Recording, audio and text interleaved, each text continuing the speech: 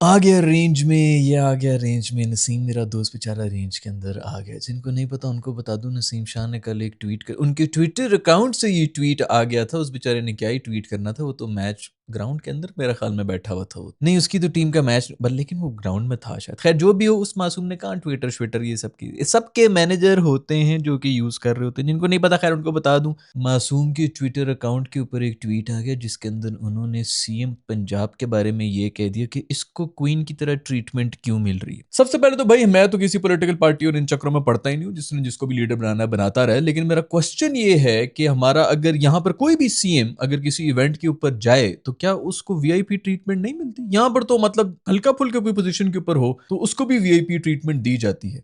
पाकिस्तान के अंदर क्या किसी एक प्रोविंस का कोई सीएम हो, वो किसी इवेंट के ऊपर जाए तो उसको क्या कहते हैं कि वो पिछली सीट के ऊपर बैठ जाए, भाई सामने मत आओ, इधर क्रिकेटर्स खेल रहे हैं, तुम पीछे जाओ पीछे जाओ, तुम्हें किसी ने इधर भेजा है। ये ट्रीटमेंट मिलनी चाहिए थी चीफ मिनिस्टर को।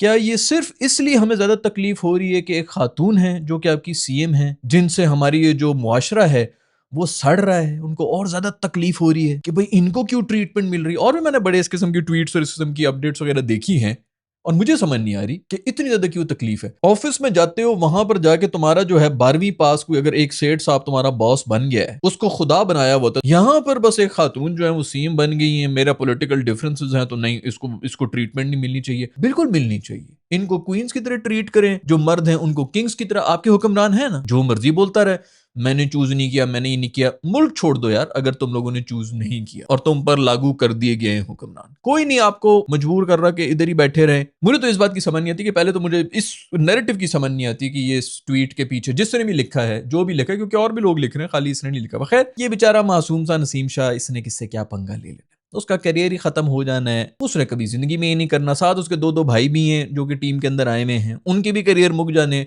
इस मासूम ने कभी नशे में भी इस किस्म की कोई हरकत नहीं करनी है। मोस्ट प्रॉब्ली इनके मैनेजर ही जो है वो मैनेज कर रहे हैं इनका ट्विटर अकाउंट। होता है इसी तरह होता है, हमारे मैनेजर्स ही होते हैं जो कि सब चीजें सोशल मीडिया हैंडल्स हमारे हैंडल कर रहे होते हैं। लोगों को लग रहा होता है ये उसने खुद अपनी उंगलियों से टाइप कर लिया, ये उसने खुद ये किया। किसी को कोई फर्क नहीं पड़ता है, ये सारी टीमें शीमें कर रही होती हैं। एक तो वो चीज है। दूसरी बात यह है कि जो मैनेजर हैं मोस्ट प्रॉब्ली उन्होंने भी इसके अकाउंट से नहीं करना था। होता यही है कि वो आप डिफरेंट प्रोफाइल से लॉग इन हुए होते हैं, आपको समझ ही नहीं आ रही होती। बाज़ औक़ात तो आपकी 2-3 प्रोफाइल्स बनी हुई होती हैं एक ही अकाउंट के थ्रू, तो आप वो चेंज कर रहे होते हैं, स्विच कर रहे होते हैं। आपको कभी-कभी जो है ख़्याल ही नहीं आता कि आप कौन से अकाउंट से किसको मैसेज कर रहे हैं और कौन सी अपडेट पब्लिक जा रही है। तो प्रोबेबली उनके साथ भी यही हुआ है। वो अपने पर्सनल अकाउंट समझ के उधर से लिख दिए और उधर से नसीम मासूम जो है वो साइंड इन था। खैर इस सब के ऊपर नोटिस ले लिया पीसीबी ने और लोग जो है उसके ऊपर बड़ा हल्ला भी मचाएंगे कि ओहो नोटिस क्यों ले लिया, नोटिस क्यों ले लिया। भाई एक मतलब ये इदारे होते हैं ना दोस्तों, इनके कुछ प्रोटोकॉल्स होते हैं। आपने अगर एक प्रोटोकॉल ब्रेक कर दिया है तो आपको नोटिस भी जाएगा और आप उसके ऊपर एक रीजन भी देंगे, रिटर्न में जाएगा और रिटर्न में उसके ऊपर आएगा। इस तरह हवा में तुम्हारी फुप्पी के इदारे नहीं है भाई कि जी फुप्पी मैंने आपको बोल दिया, जब फुप्पी मैंने बोल दिया है मेरी जुबान का आप एतबार कर लें। भाई इस तरह नहीं होता। जो भी इदारे होते हैं, वैसे हम कहते हैं जी प्रोफेशनलिज्म नहीं है, तो यही होता है प्रोफेशनलिज्म। बहुत से हमारे बच्चे जो हैं जिन्होंने कभी नौकरियां भी नहीं की, उनको इन चीज़ों के बारे में नहीं पता होगा, तो मैंने कहा उनको बता दूं मैं कि ऐसा कोई इतने बड़ा कोई इशू नहीं है, बस ठीक है नोटिस कर लिया, वो उसके ऊपर अब अपना रिटर्न जो भी रिस्पॉन्स होगा मोस्ट ऑफ शायद फाइन भी हो जाए, क्योंकि इन एनी केस आपका ट्विटर अकाउंट है, आप एक कॉन्ट्रैक्ट में बाउंड है, तो आप भी फिर जिम्मेदारी भी लेते हैं। अब आप जाने और आपके मैनेजर जाने आपने उसमें आपस में क्या बात करनी है। ये भी हो सकता है आपने खुद ही ट्वीट की हो। इन एनी केस आपको एक रिटर्न नोटिस तो जाएगा और आपने उसका रिप्लाई भी जो है वो जमा कराना होता है। तो सब चीजें इसी तरह रिटर्न होती हैं, उसी तरह इनको भी नोटिस कर दिया गया है। बट खैर ये रेंज में आ गया मेरा मासूम। मुझे तो भाइयों पे ज्यादा तरस आ रहा है, उसके दो और भाई भी, उनके भी करियर खतरे में पड़ जाएंगे। साथ ही साथ क्वेटा और कराची का मैच भी हुआ है आज, और क्या जबरदस्त परफॉर्मेंस। क्वेटा ने पाकिस्तान की याद ताजा करा दी। जितने पाकिस्तानी बैटर्स थे उन्होंने आके एग्जैक्टली उसी तरह बैटिंग की जैसे कि पाकिस्तान में बैटिंग करने का हक था। बेहतरीन चेज हो रहा है, 5 ओवर के अंदर कुछ 71 रन बनाए हुए हैं। पावर प्ले का पूरी तरह से इस्तेमाल हो चुका है। मैंने कहा ये तो 17 ओवर में मैच खत्म होगा, इतने में देखा कि मैच बनना शुरू हो गया और एंड में कराची जीत भी गया। सिंगल हैंडेडली जीते, एक बॉल के ऊपर पता नहीं 16-17 रन रहते थे, एंड में कोई चांस ही नहीं था। एक टाइम के ऊपर हमारे हसन नवाज भी खड़े हुए थे और साथ इनके वो मैं भूलियो मैकडरमिट था कि कौन था, वो खड़े हुए थे और रिक्वायर्ड रन रेट तकरीबन 17 के ऊपर पहुंची हुई थी। हसन भाई के बारे में हम कहते रहते हैं कि मैच फिनिशर है, इसको टीम में रखो, ये करो वो करो। ये खैर वैसे इसी तरह की इनिंग्स खेलता है, शुरू के अंदर तकरीबन कोई 20 एक बॉलें जो है बेचारा सेट उनमें लेता है, उसके बाद फिर छक्के मारता है। बट भाई हर दफा तो वो नहीं चलती है ना, तू भी थोड़ा जल्दी कर ले। भी रिक्वायर्ड रन रेट 17 पे लेके गया हुआ है, तब तक तू सेट ही हो रहा है भाई। ठीक है तुझे चाहिए 20 बॉलें, लेकिन पीछे जब रही 30 बॉलें गई हैं तो फिर अपनी 20 बॉलों को थोड़ा कम कर ले यार, तू 10 बॉलों पे आ जा। खैर मैच अवेयरनेस नाम की कोई चीज नहीं, तो वही नजर आ गया ये लीग मैचेस हैं जिसके अंदर ये एक्सपोज होने, क्योंकि हमारी मैच अवेयरनेस ही नहीं है। तो वो कोशिश की, कुछ गोरों ने आके बीच में मैकडर्मट ने मारा, रुसो भी मारने की कोशिश कर रहा था, वरना पाकिस्तानी किसी ने भी नहीं किया। किसी ने किए तो शामिल हुसैन ने किए, लेकिन बेटा तुम जो मर्जी कर लो, तुम्हारे ऊपर बस एक कोई परफॉर्मेंस की देर है। अरे पूरी आवाम और सोशल मीडिया बेचारे थोड़े से जो टेंशनों में पड़े होते हैं, उन्होंने कहीं ना कहीं तो निकालनी है। तो तुम्हारे अबू चूंकि फेमस हैं तो तुम पर ही निकलेगी। और भी बड़े आए प्लेयर्स तो बेचारे जो मर्जी करते रहे, बट खैर इन सबको इग्नोर करो और इसी तरह परफॉर्मेंस देते रहो। कुछ 2-4 चांसेस निकले भी थे, बट स्टिल डेब्यू था, उस लिहाज से बहुत अच्छा स्टार्ट है। और एक ही मतलब हाईलाइट थी, यही थी कोयटा की इनिंग्स के अंदर जो चेस के अंदर थी, और तो मुझे कुछ नजर ही नहीं आया कि किसी और की बंदा तारीफ भी करेगी जी ये कर लिया ये वो कर लिया। मैच बना के गया हुआ था और फिर भी मैच कराची ही जीत गया। मोहम्मद हफीज ने बड़ा जबरदस्त किस्म का एक पॉइंट रेज किया है। उन्होंने ये कहा है कि हमारे जो नेशनल टीम के कप्तान हैं यानी कि आगा सलमान, वो डेविड वार्नर के नीचे खेल रहे हैं एक लीग टीम जो कि पाकिस्तान की लीग टीम है। डेविड वार्नर वो बंदा है जो कि रिटायर्ड हो चुका है इंटरनेशनल क्रिकेट से, तो एक रिटायर्ड पुराने प्लेयर के नीचे हमारी नेशनल टीम का कप्तान खेल रहा है। बाकी हैरत की बात तो है, अब बहुत से लोग आ सकते हैं, कह सकते हैं रोहित शर्मा नहीं खेला है पांडू के नीचे, तो पांडू भाई नेक्स्ट कप्तान के लिए उसको बना रहे थे ना। हमारे भी फिर किसी ऐसे लड़के को बना देते, हसन अली को बना देते नेक्स्ट हमारा मोस्ट ऑफ जो कप्तान है। कुछ तो पता चलता है कि अच्छा कोई थोड़ा प्लान है, आगा को थोड़ा। रोहित शर्मा भाई किस जमाने में है, ओडीआई से रिटायरमेंट ले लिए, टेस्ट से रिटायरमेंट लिए, उसके बाद जाके उसको हटाया था किंग्स के अंदर। उसके अंदर भी 2-3 सालों से मेरे ख्याल में आईपीएल के अंदर वो ख्वार ही हो रहा था, इसीलिए उसको हटा के पांड्या को रखा था। पांड्या को दूसरी जगह से लेके आए थे, वो उस टीम का कप्तान था। वो यहाँ पर आके नीचे लग जाता कि चलो ठीक है मैं वो टीम भी छोड़ूं, मैं कप्तानी भी छोड़ूं, और यहाँ पे आके नीचे जो है वो ऑलराउंडर की बेस के ऊपर खेलूं। ऐसा तो होना नहीं था, उन्होंने अपना फ्यूचर भी देखना था। तो कुछ सेंस बनती थी उसके ऊपर कि ये रीजन बन रहे हैं, कोई एक केस स्टडी बन रही होती। इधर क्या केस स्टडी है कि एक ऑस्ट्रेलवी प्लेयर जो कि रिटायर्ड है, खैर कप्तानी बड़ी अच्छी की है, ऐसी सलमान अली आगा ने बिल्कुल भी नहीं करनी थी।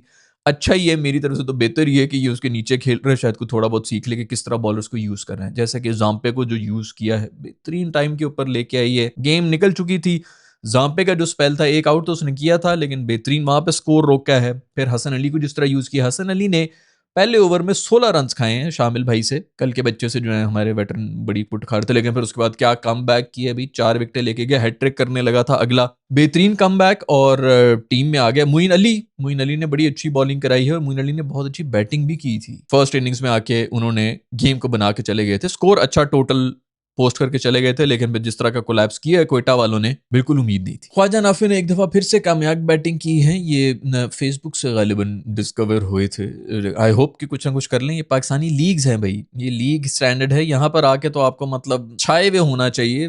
ये भी नहीं हम आपसे उम्मीदें कर रहे हैं कि भाई हर 6 मैच के बाद एक इनिंग्स कर लें आपको, मतलब ये लीग हुई है ना यार, इधर से निकल के आपने जो है वो नेशनल के ऊपर जाना था। बट चलो अभी तो पहला मैच है, बड़ा वो है। लेकिन मोहम्मद हफीज ने एक और पॉइंट भी ये जिक्र किया है कि ये हमारी नेशनल टीम में एज कीपर खेल रहा होता है, ये कीपर बैट्समैन है, और यहाँ पर वो लीग के अंदर वो कीपिंग नहीं कर रहे हैं। सो आई डोंट नो क्या सिलेक्शन है, किस बेस के ऊपर किसको सिलेक्ट किया जाता है। हफीज वैसे जो भी वो बात है बिल्कुल स्पॉट ऑन करता है, और वो बंदा सख्त भी है, इसीलिए उसको टिकने भी नहीं देंगे।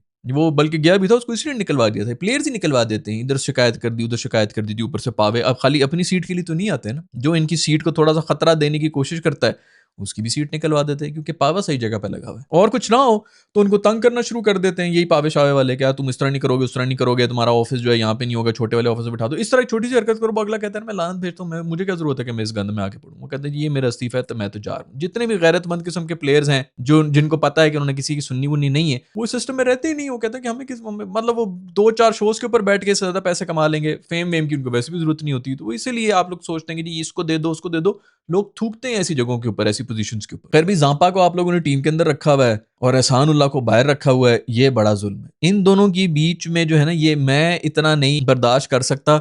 ये एहसानुल्लाह अगर आ गया ना कहीं से भी, इसने आउट कर लिया, ये पूरे ग्राउंड में ढूंढता हुआ जाएगा, सिर्फ जाम्पे को गले लगाएगा। मौका को मिस नहीं होना चाहिए, बस जी जान का जोर लगा देगा जाम्पे की बॉल के ऊपर, ये चारों टांगों के ऊपर भागता हुआ जाएगा भी कैच पकड़ने के लिए, छलांगे मारोगा, मुंह से ही पकड़ रहा होगा किसी भी तरह, बस उसके लिए आउट कर ले ताकि गले लगा ले। खैर भाई प्रोडक्शन टीम के लिए जैसे कल भी हमने बात की थी कि जब प्लेयर्स का इंटरव्यू करते हैं तो पीछे एक बैक ड्रॉप रख लें, 10 बाय 10 फीट का जो है 5-5.5 हज़ार रुपए में बनता है, ऊपर लोगो बना दें जो खाली स्टेडियम मारते हैं। आज उनसे भी बढ़ के उन्होंने एक हरकत की है, ड्रोन फुटेज दिखा रहे हैं पूरे स्टेडियम का, ये खाली सीटें, एक एक सीट उन्होंने दिखाई है, गिनवाई है यार। मतलब ये फुटेज यार तब बनाए जाते हैं जब अवाम बैठी हुई हो यार, उसको दिखाने के लिए हो रहा होता है। ये सीटें दिखाने के कौन अप्रूव कर रहा है यार? ये कौन जीनियस कौन है? प्लीज अगर आप लोग जानते हैं उन जीनियस का नाम लिखे नीचे कमेंट के अंदर, बाकी सब आगे नीचे तालियां बजाएं, उस कमेंट के ऊपर जाएं, उस स्क्रीन को चूमो यार। ये कौन लोग हैं जो इतना खूबसूरत इमेज प्रेजेंट कर रहे हैं खाली स्टेडियम्स का? वो पहले से प्लान था कि जी एक सर मैं इधर से फुटेज करूंगा, सर हमने ड्रोन्स भी लिए। अब ड्रोन्स में तो ऑफ कोर्स वो पिच के ऊपर तो दिखा नहीं सकते, तो उन्होंने पूरे स्टेडियम का, ऊपर से खाली स्टेडियम का जो नजारा है वो दिखाना था कि जी ऐसे खामोशी में मैचेस हो रहे हैं। बहुत से लोग नाराज भी हो रहे थे कि जी बड़ा कॉन्स्टेंटली नॉइस चल रहा था। हल्की फुल्की एक हम जो है वो होनी चाहिए भाई पीछे, थोड़ा सा जो पता चलता भी बहुत खामोशी थी। आई डोंट नो, जो उर्दू कमेंट्री उसके अंदर वैसे ही ऑकवर्ड पन हुआ होता है, बॉल ऊपर जा रही है, उनको रिएक्शन ही नहीं निकल रहा, कैच होने के बाद उनके रिएक्शन आ रहे हैं, लगता है वो रेडियो पे सुन के तो उसके बाद कमेंट्री कर रहे हैं, शायद लाइव देख नहीं रहे हैं, इसलिए थोड़ा सा डिले से बात कर रहे हैं।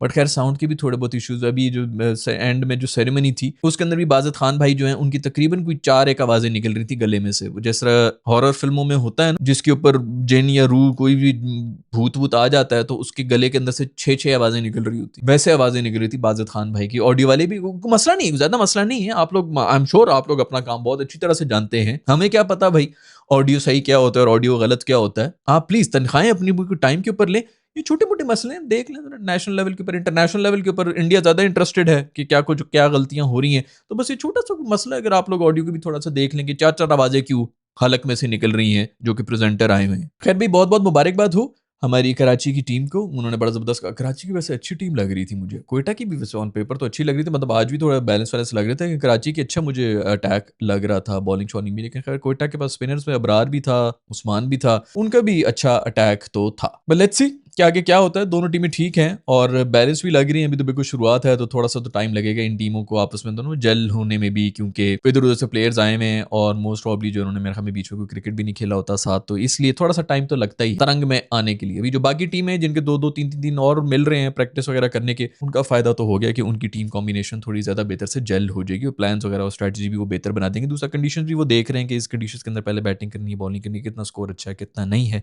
बट खैर पाकिस्तानी लोग हैं, पाकिस्तानी कंडीशंस हैं, इनको तो ज़्यादा इसके ऊपर टेंशन, हमें वहाँ पर भी नहीं पता होता। वो यहाँ पर आके हम टॉस के बाद जो है गलत डिसीजन ले रहे होते थे और अवे वाली टीमें हमें हरा के जा रही होती थी। खैर ये दोस्तों सारी खबरें हैं, नसीम भाई के साथ अच्छा हुआ है बुरा हुआ है क्या हो रहा है, सब ठीक तो रहेगा ना नसीम का? मुझे बहुत फिक्र हो रही है उसकी। इन सब के बारे में आपका क्या ख्याल है नीचे कमेंट्स में लेके बता दो।